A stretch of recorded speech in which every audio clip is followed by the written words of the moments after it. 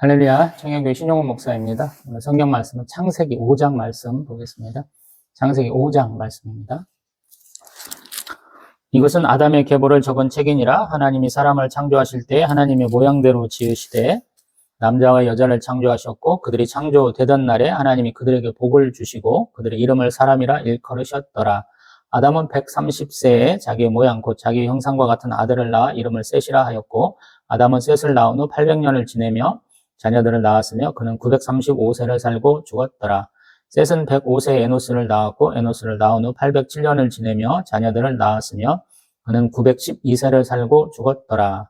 에노스는 90세에 게논을 낳았고 게난을 낳은 후 815세를 지내며 자녀들을 낳았으며 그는 905세를 살고 죽었더라. 게난은 70세에 마할랄레를 낳았고 마할랄레를 낳은 후 840년을 지내며 자녀들을 낳았으며 그는 910세를 살고 죽었더라. 마할랄렐은 65세에 야렛을 낳았고 야렛을 낳은 후 830년을 지내며 자녀들을 낳았으며 그는 895세를 살고 죽었더라.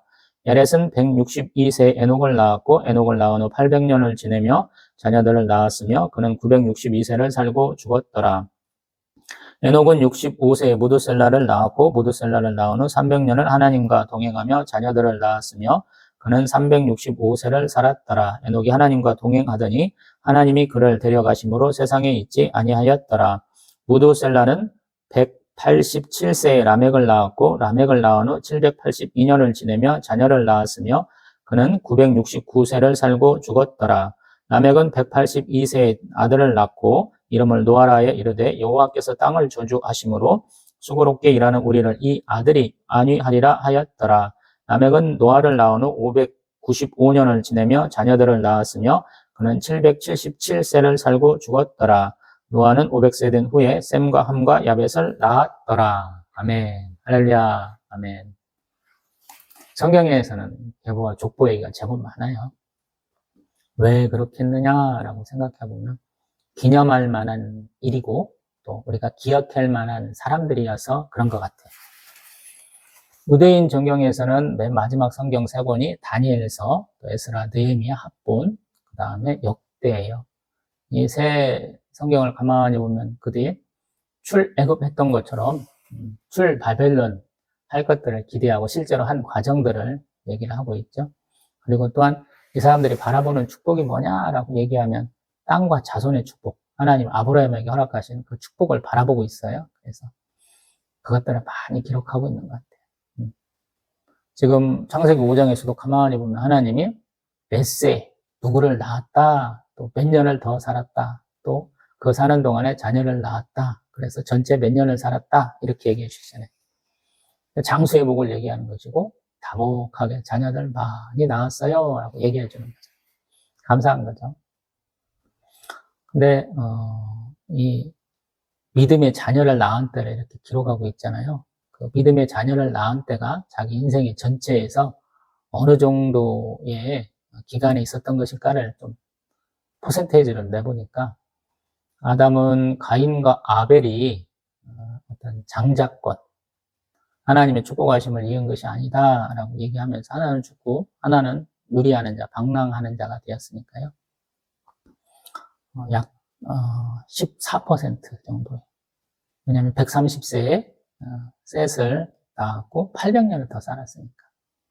그 수치가 우리 마할랄레까지 쭉 줄어들어요. 그래서 마할랄레는 65세에 우리 야렛을 낳았고 830년을 더 살았어요. 그래서 한 7.2%까지 주는 것 같아요. 근데 야렛 때 갑자기 높아져요. 야렛은 162세에 우리 에녹을 낳았고 800년을 더 살아서 16.8%로 팍 올라갑니다.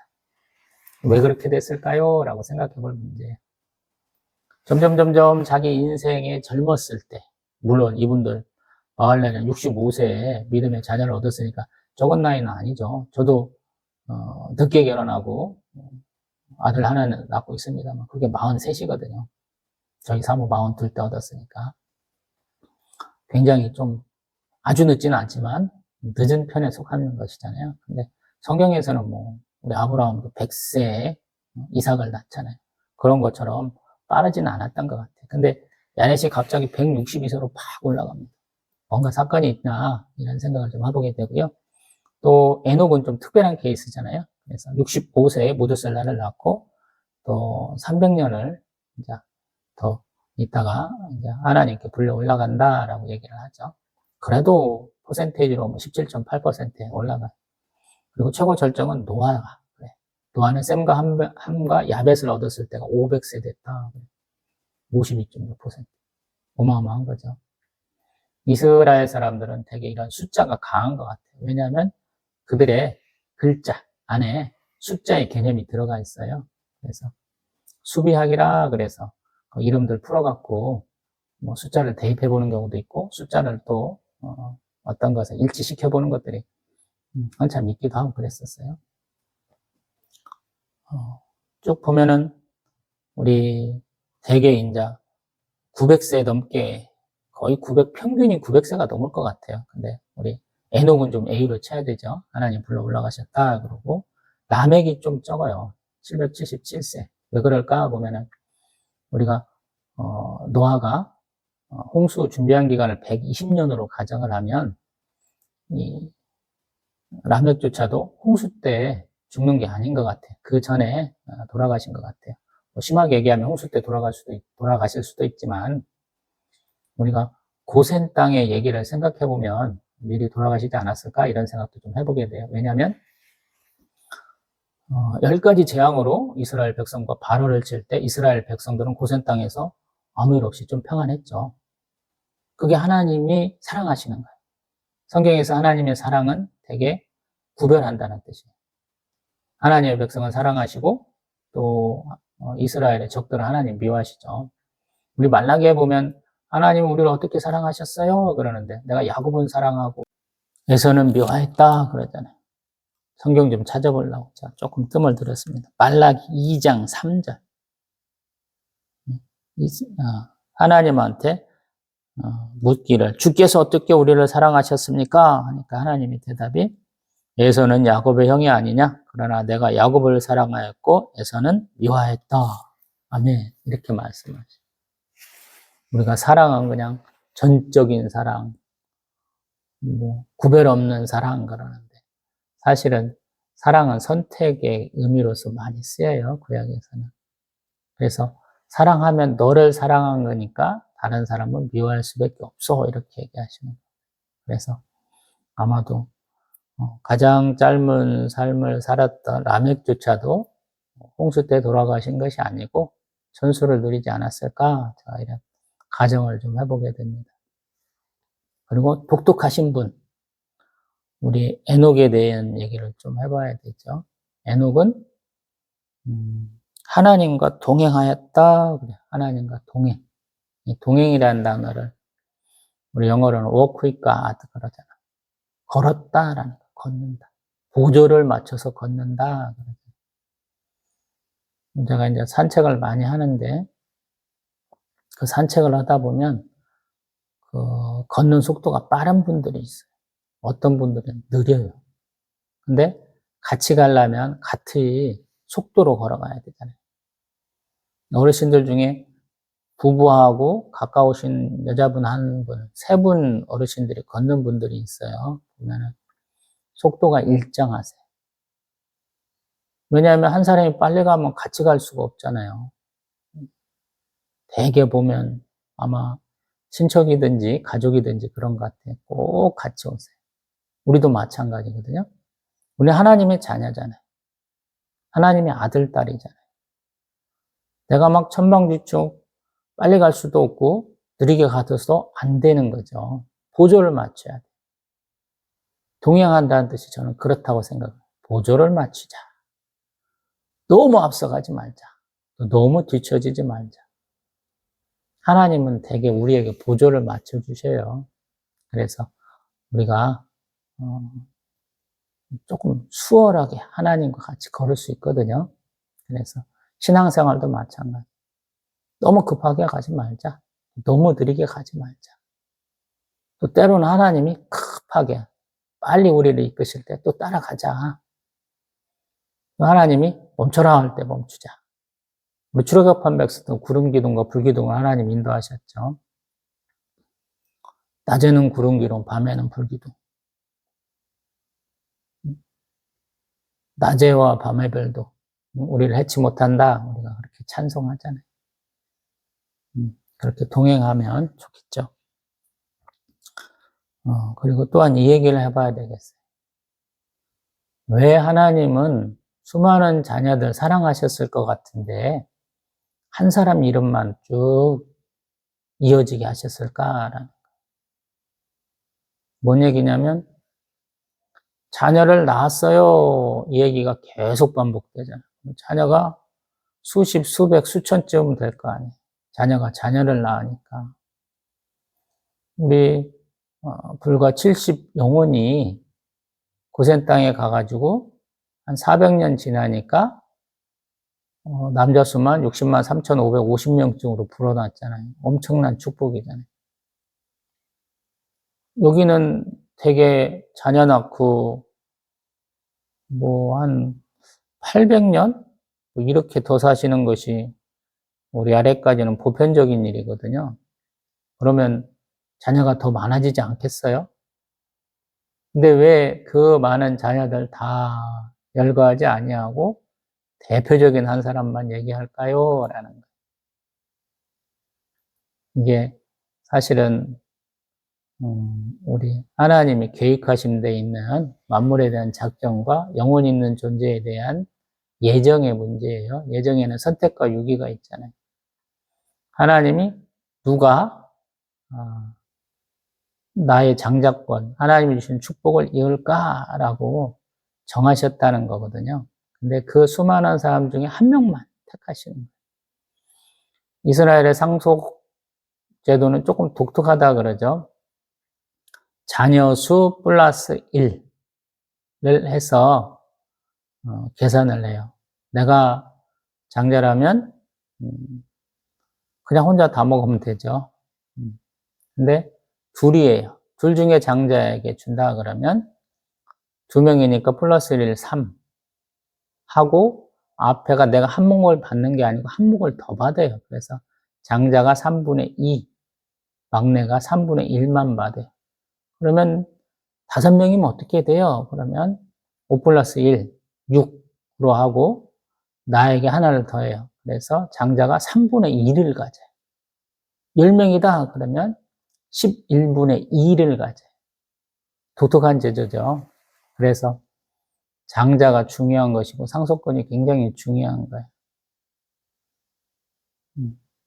지금 그러한 것을 하나님이 다 말씀하고 계신 거예요. 그러면서 기억을 해주신다라는 거예요. 몇 세에 이 아들을 얻었다라고 기억해 주시는 거죠. 굉장한 거예요. 우리 아담조차도 자신의 모양, 곧 자기의 형상을 과 같은 아들을 낳아서 이름을 셋이라 하였다. 그래요. 내가 가장 기뻐할 만한 날, 그때를 하나님이 기록되게 하신 거예요. 우리 인생을 살아보다 보면 정말로 기쁘고 즐겁고 영원히 기억됐으면 절대 잊혀지지 않는 그런 사건들이 있잖아요. 저같이 이제 노총각이 결혼하는 그 해는 또 자녀를 낳을 때는 좀 잊기 어렵겠죠. 이 아담의 계보도 그런 게 있어요. 가장 기쁜 날을 하나님이 기억해 주십니다. 얼마나 좋아요. 그래서 하나님은 초월하신 하나님이기도 하고 내재하신 하나님이기도 해요. 나에게 기쁨을 주신 하나님. 또 나에게 있었던 중요한 일을 기억해 주신 하나님. 이렇게 고백할 수 있는 거죠. 제가 그래서 가끔은 섬세하신 하나님 이렇게 고백을 합니다. 저도 잊어버리고 있는데 하나님이 챙겨주시는 경우가 참 많아요.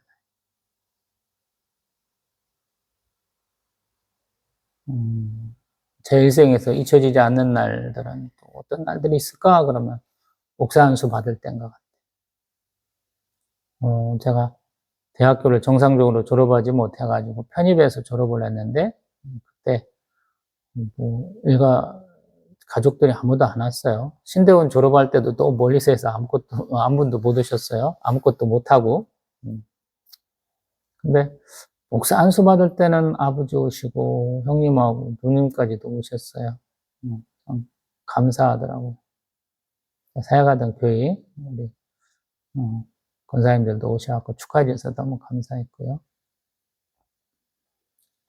또 저에게 아내가 있고 자녀가 있다는 게 참 신기한 날이었던 것 같아요. 아들 낳았을 때도 굉장히 신기하긴 했던 것 같아요. 제가 시편 40편에 보면 하하호호 하고 두 번인가가 나와요. 우리가 하하호호 그러면 좋은 날인 것 같은데 되게 비웃는 소리를 하하호호라고 표현을 해요. 시편 같은 경우는. 근데 저는 그날이 굉장히 좋아 보이더라고요. 하나님이 나에게 40세에는 이렇게 웃는 날이 있게 하실 거야 라고 믿고 열심히 기도했는데 웬걸 40이 지나고 41가 지나도 42이 다 돼도 안 되더라고요. 근데 제가 만으로 40이 넘긴 42살 생일을 넘기고 나니까 저희 사모하고 소개팅하고 그 다음에 바로 결혼하고 그 해에 자녀를 낳게 되더라고요. 그래서 하나님은 참 정확하신 하나님, 섬세하신 하나님, 내가 조금 빨리 했더라면 좋았을 것을 이런 좀 생각도 좀 들게 하시더라고요. 얼마나 감사한지. 하나님 그렇게 기억해 주신 하나님이에요. 우리가 신앙생활하면서 아우 이때가 가장 기쁜데 이때가 참 기념할 만한 일인데 누구하고 얘기해야 되지? 그러면 하나님과 얘기해 보세요. 저는 성경을 항상 읽으면서 지식을 더하는 것도 좋지만 더 좋은 것은 하나님과 대화의 주제로 삼는 것이 좋다. 재료로 삼는 것이 좋다. 이런 생각이거든요. 오늘 성경 별 관련 있나요? 나무집 얘기잖아요. 넘 얘기잖아요. 남 얘기 열심히 해서 뭐 하려고요? 그러는데 하나님 참 대단하시네요. 참 오래 살게 하시고 그 기념할 만한 일들을 하나님이 딱 이렇게 챙겨주고 계십니다. 라고 하게 되면 우리가 얘기할 게 있잖아요. 어렵고 힘들 때 사람하고 얘기해서 푸는 것도 중요하죠. 근데 더 중요한 것은 하나님께 한번 알아보세요. 하나님이 더할 수 없는 사랑으로 기쁨은 더 크게 하시고 슬픔은 더 나눠주실 거거든요. 그래서 그 얘기를 좀 해봐야 되겠어요. 왜 우리 라멕은 노아라 자신의 자녀의 이름을 했을까라는 거예요.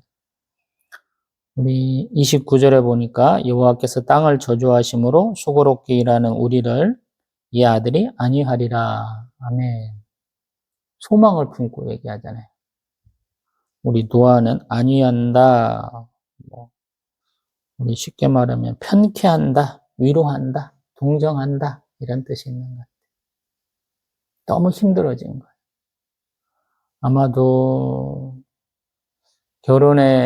결혼하고 자녀를 낳는 시기가 좀 더 늦춰진 야레 때부터 더 힘들어진 것이 아닌가 좀 추측을 해보고요. 아마 이 라멕 때 거의 절정을 이뤘기 때문에 소망을 갖고 자녀 이름을 이렇게 지은 것 같아요. 그리고 좀 독특한 게 뭐냐면 여태까 장자상속 제가 그 얘기를 쭉 얘기했잖아요. 근데 갑자기 자녀를 셋을 얘기를 해요. 셈과 함과 야벳을 얘기를 해요. 그래서 이게 독특한 것 같아요. 자녀 하나만 얘기하던 것이 왜 갑자기 바뀌었을까라는 거. 그래서 셋 쌍둥이일 수도 있다. 때로는 가장 나중에 얻은 자녀의 그 나이를 쓸 수도 있겠다. 또 반대로 아기들 줄줄 태어나면서 육아도 하면서 방주도 지을 수 있잖아요. 첫 번째 아들을 얻을 수도 있겠다 그러는데 성경은 되게 이것만 알면 돼라고 가장 최소한의 것만 말해주는 경우가 참 많거든요. 그래서 궁금하면 기도해 봐야 돼요. 하나님 왜 500세에 노아는 셈과 함과 야벳을 얻었다고 그랬어요? 이렇게 한번 질문해 보세요. 근데 제가 예전에도 한번 본 것처럼 중요한 게 아니면 넘어가면 됩니다. 하나님이 사실은 기억해 주셨다, 축복하셨다라고 그냥 결론 내리는 것이 저의 어떤 오랜 그 고민과 묵상에서 나온 결론이거든요.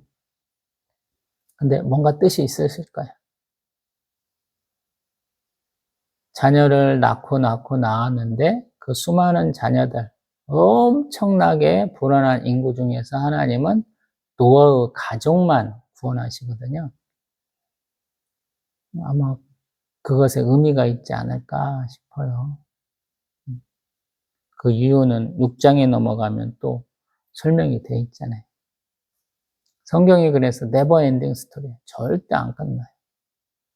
앞에서 이렇게 단초, 실마리를 딱 주고 그것을 쭉쭉쭉쭉 펼쳐가기도 하고 이렇게 배처럼 쭉쭉쭉쭉 짜기도 하고 그래요. 그래서 성경은 쉽게 넘어갈 때는 없다. 은혜 못 받을 곳도 없다. 그래요. 제가 이 창세기 5장 다루는 중에 가장 재미없게 얘기하는 것 같아요, 오늘. 왜 그러냐면 여태까지 여기를 다루면서 너무 감정적으로 은혜를 많이 받았어요 라고 얘기하다 보니까 좀 힘든 것 같아요. 이 동영상도 한 3차례, 4차례째 지금 찍고 있는데 가장 절제돼서 한번 다뤄보자 하는 시간이에요. 저는 그냥 감사하고 기쁘고 즐겁고 그래요. 하나님 앞에 있는 책 2권이 있다 그러잖아요. 저에 대해서 생명책, 제 이름이 쓰였을 것이다 라고 저는 믿고요. 또 행위책, 자그마한 책이 있는데 잘한 것과 못한 것이 있을 거 아니에요. 저는 항상 두려운 게 뭐냐면 한쪽은 잘한 거, 또 반대쪽에는 못한 것이 이렇게 딱 써 있다면 잘한 것은 어쩌다 한두 개밖에 없고 못한 것만 잔뜩 써 있을까 항상 두렵거든요. 근데 하나님이 그 중에 하나, 네가 잘한 거 있어. 결혼하고 네 아들내미 얻은 것이 잘한 거야 라고 말하실 거라고 좀 믿거든요, 제가. 아들내미가 스트레스를 많이 받은 것 같아요. 개척하면서 사단마귀가 역사를 많이 했는데 아들내미가 가장 큰 영향을 받은 것 같아요. 우리 아들내미가 한글도 지금 11살인데 제대로 못해가지고 조금 힘들어해요. 근데 참 감사한 게 4학년 들어가면서 조금 더 활발해져서 친구들과도 조금 어울리고 또 말도 조금 더 잘하더라고요. 예전에는 그냥 말도 불분명하게 했고 뭔 뜻인지도 모르겠어요. 제가 오직하면 야 내가 너랑 대화하는 게 꿈이야 그랬겠잖아요. 근데 요즘에 어떤 때 보면 참 이치에 맞는 말은 잘해요. 어쩌다 한 번씩 이렇게 이치에 맞는 말을 하면 우리 아들이 많이 똑똑해졌네. 제가 그러거든요. 때가 있는 거예요. 때가. 진실하게 잘 믿는 분들 제가 볼 때 정말 믿음 좋아하시는 분들은 아들내미 좀 놓고 기도하고 기다려봐 그러시고 안 그러신 분들은 뭐 온갖 방법 다 써봐 그랬는데 좀 버티고 버텼더니 이런 날이 왔고 또 그럼에도 불구하고 아직도 좀 불안하기도 하고 그래요. 성경의 말씀도 사실은 그래요. 오늘 내가 무슨 말씀에 은혜를 받았어요. 그러면 그 말씀을 쭉 붙들고 신앙생활을 하다 보면 우리가 결과도 없고 또 열매도 없고 그러면 좋잖아요. 근데 그것을 잃어버릴 때가 있어요. 삶에서 방황할 때가 있어요. 우리가 아프기도 하고 직장도 잃고 먼 가족도 헤어지기도 하고 온갖 일들이 많이 벌어지거든요. 내가 소망한 게 안 이루어진 경우도 많아요. 우리 교육자들의 어떤 꿈은 뭐냐면 부교육자 생활 잘하고 담임 목사가 되는 것이죠. 위임이든 청빙이든 받아서. 근데 그게 쉽지 않아요. 부교육자 때부터 우리 소위 말해서 학연지연, 혈연을 좀 타야 되고요. 좀 하나님의 은혜가 좀 많이 필요합니다. 요즘 같은 시대는 좀 유학도 좀 갔다 오셔야 되고, 또 안 돼도 국내에서 뭐 신학 석사, 뭐 어떤 뭐 신학 박사 정도는 하셔야 좀 번듯한 교회, 규모가 좀 있는 교회 가실 수 있는데, 그것들이 막히는 경우가 참 많아요.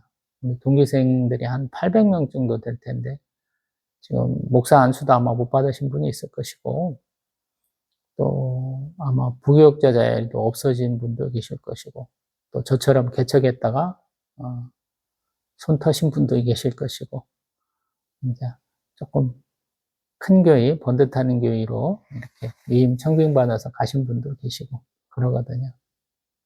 근데 내가 바라는 대로 안 될 때 어떻게 하겠냐는 거예요. 위로 올라갈수록 자리는 줄어들잖아요. 부교육자들 뭐 100명, 200명, 300명 막 쓸 수 있는 큰 교회일지라도 담임 목사는 한 명이잖아요. 그것은 밑에 이제 직원들처럼 회사에서 직원들은 가를 수 있지만 사장은 잘 안 바뀌는 거랑 똑같은 거잖아요. 너무 당연한 거예요. 미리 예정되어 있는 거죠. 그런 상황 가운데서 어떻게 하겠느냐라는 거예요. 결과가 뻔한데 안 될 것을 놓고 기도하지 말자 이런 의미거든요, 사실은. 나도 특별은총 받은 사람이야. 하나님이 사랑받는 존재야. 근데 허락 안 되는 게 있죠. 맨날 기도하면 응답받는다는 분들한테 하시는 말, 제가 어쩌다 한번 하는 말씀이 뭐냐면, 드리는 말씀이 뭐냐면, 예수님도 기도 응답 못 받으셔요. 사도 바울도 거절당해요. 제가 그러거든요. 예수님, 고난의 잔 거부 못 하시고, 결국엔 하나님 뜻대로 받으셨죠. 십자가에 돌아가셨잖아요. 사도 바울 육체의 가시를 제거하지 못했잖아요. 그것이 우리가 볼 때는 고난이지만 어떤 면에서 은혜잖아요. 신앙생활도 마찬가지. 우리 주변 사람들 다 권사가 됐네.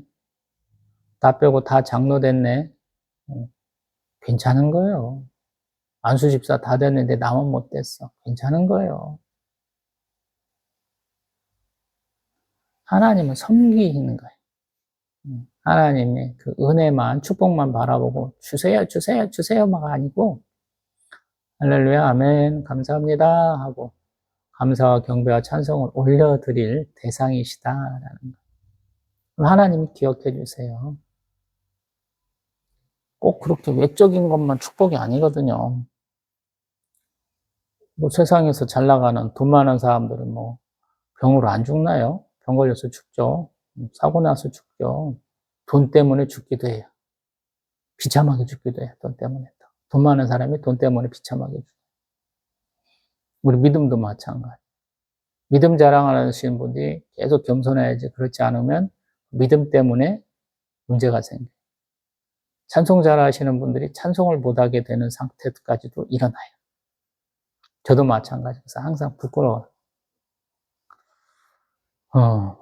좀 객적인 얘기긴 한데 창세기 1장 다뤘던 부분을 동영상을 유튜브에다가 저희 사모가 뭐 올리는데 잘 못 올려요. 뭐 저도 기계치인데요. 저희 사모도 기계치. 잘 못하고 있어요. 근데 동영상이 올라갔다 내려왔다 자꾸 그러는 것 같아요, 유튜브에. 그래서 올라갔을 때 한번, 어저께인가 이렇게 한번 봤더니만 연관돼서 동영상들이 쭉 있는데, 어떻게 내가 이런 분들하고 이렇게 내가 연관이 돼 있네? 하고 깜짝 놀랐던 적이 있어요. 저는 그분들 굉장히 대단한 분들을 알고 있는데, 연관해서 저도 올려주더라고요. 유튜브가 참 알고리즘이 좀 독특하다 보면서. 또 한편으로 하나님이 야 너가 대단하다고 깨닫고 있는데 네가 한번 생각해봐. 동영상 들어가 보지도 않았는데 그 사람 이름값 그들의 교의 명성을 제가 듣고 벌써 놀랐다는 얘기거든요. 너 뭐 하고 있어? 응? 너 이렇게 열심히 하고 있어? 하나님이 또 한번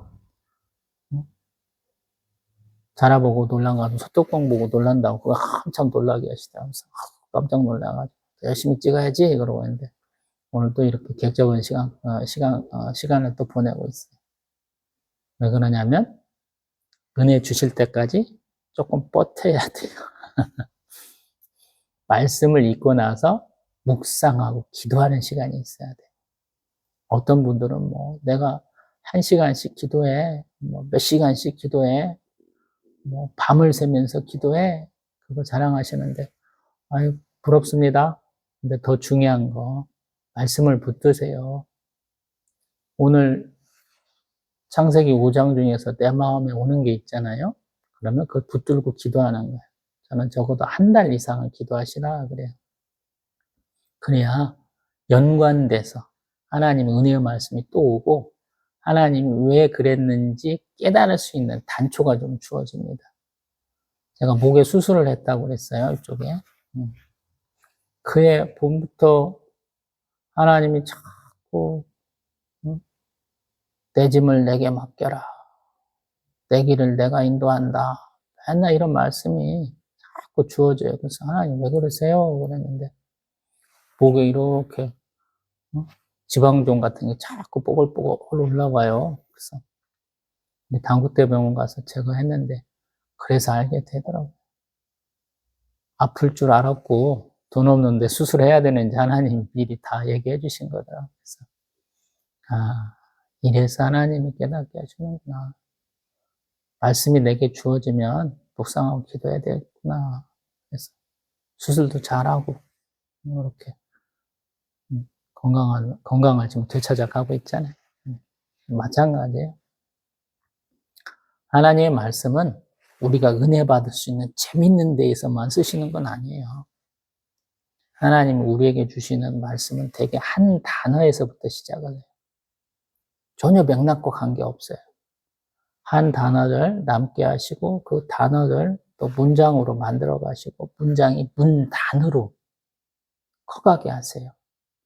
그리고 내가 평상시에 암송했던 거, 은혜 받았던 것에 위아래를 많이 쓰셔요. 빌립보서 4장 13절 얘기를 많이 했는데 그 위아래를 하나님이 깨닫게 하시더라고요. 부할 줄도 알고 가난할 줄도 알다. 또 나에게 동역자가 되주는 함께하는 분들이 계시구나라고 깨닫게 하셔서 그것을 더 부활하시고 강화하시거든요. 말씀이 항상 그래요. 말씀을 잘 읽고 내 마음에 남는 것을 붙들고 묵상하고 기도하고 그것과 하나님과 대화가 되게 하시고 또 그것이 교제가 돼서 우리 우스갯소리 그러잖아요. 여성동님들도 마찬가지지만 몇 시간 동안 열심히 대화를 열심히 즐겁게 잘 하셨어요. 그러면서 끝나면서 자세한 내용은 집에 가서 전화로 하자. 이거랑 똑같아. 하나님은 우리하고 대화하기를 원하세요. 일방적으로 막 주세요. 막 일방적으로 죄송해요. 이게 아니고요. 대화하기를 원하세요. 제가 아들내미랑 바랐던 것처럼. 처음에 첫 발은 성경 말씀으로 하면 더 부드럽고 더 쉽거든요. 하나님, 제가 오늘 이 말씀을 읽었는데 이 말씀이 마음에 남습니다. 또 이것을 가지고 며칠 동안 기도해 봤는데 잘 모르겠어요. 깨닫게 해주세요. 때로는 하나님, 제가 이런 것을 깨달았는데 혹시 이것 때문에 주셨습니까? 라고 기도해 보세요. 그러면 기도의 물꼬가 팍 열려요. 그래서 소위 말해서 호흡과도 같은 기도, 대화 같은 기도가 되거든요. 그래서 하나님이 일평생 동안 하나님이 정말로 나를 사랑하시고 또 나와 함께 하시길 원하는구나 라고 할 수 있는 거예요. 우리 성경에서 믿음의 사람으로 많이 얘기하는 에녹과 같이 될 수 있어요. 하나님과 동행할 수 있어요. 예전에 우리 주일학교 선생님으로 오시는 분이 문제를 하나 내더라고요. 뭐라고 내냐면 제가 그 사역했던 곳에서부터 서울까지 가장 빠르게 가는 방법이 뭐냐고 물으니까 우리는 교통수단을 되게 상상하기 쉽잖아요. 근데 정답이 뭐냐면 마음에 맞는 좋은 친구와 함께 가는 것입니다. 라고 얘기하더라고요. 우리에겐 가장 좋은 친구 있잖아요. 성령 하나님. 성경만큼이나 많이 설교됐던 우리 철로 역정이 있잖아요. 크리스천은 막 온갖 막 고난과 시련을 다 겪으면서 악전고투하면서 천국문에 이르는데 그의 아내 크리스티아나하고 자녀들은 성령 하나님과 동행하잖아요. 얼마나 편하게 가요. 크리스천이 여기에서 무슨 일을 겪었어. 여기에서 바라보는 전경은 무엇이야? 라고 얘기해 주었고 참 너무 편안하게 천국에 딱 이러잖아요. 우리도 마찬가지거든요. 성부, 성자, 성령, 성삼일체 하나님과 동행한다면 굉장히 수월하게 우리가 천국에 이를 수 있거든요. 그러기 위해서 대화할 줄 알아요. 소통할 줄 알아요. 그래서 성경을 읽고 그냥 쑥 지나가지 마시고 또 너무 급하게 빨리 결론을 내지 마시고 찬찬하게 보세요. 오늘 본 창세기 5장에서 나에게 와닿는 게 없어. 할렐루야. 괜찮아요. 다음에 또 와닿는 내용이 있을 거야. 이렇게 느긋하게 보세요. 그러나 포기하지는 말고 막 내가 오늘 10,000원을 주실 거야. 그러면서 막 바닥을 막 헤맨다고 10,000원 주실 수 있겠어요? 근데 하나님의 말씀은 천지사방에 다 널려 있어요. 눈을 크게 뜨세요. 보세요. 그러면 많은 분들이 막 그걸 써놓고 있어요. 유튜브에서도 보이고요. 동영상도 다른 동영상에도 많이 볼 수 있고 TV에서도 볼 수 있고 온갖 군데서 다 볼 수 있어요. 말씀들 붙들고 묵상하고 기도하시기를 소망합니다. 아멘. 다음 동영상에서는 창세기 6장 보겠습니다.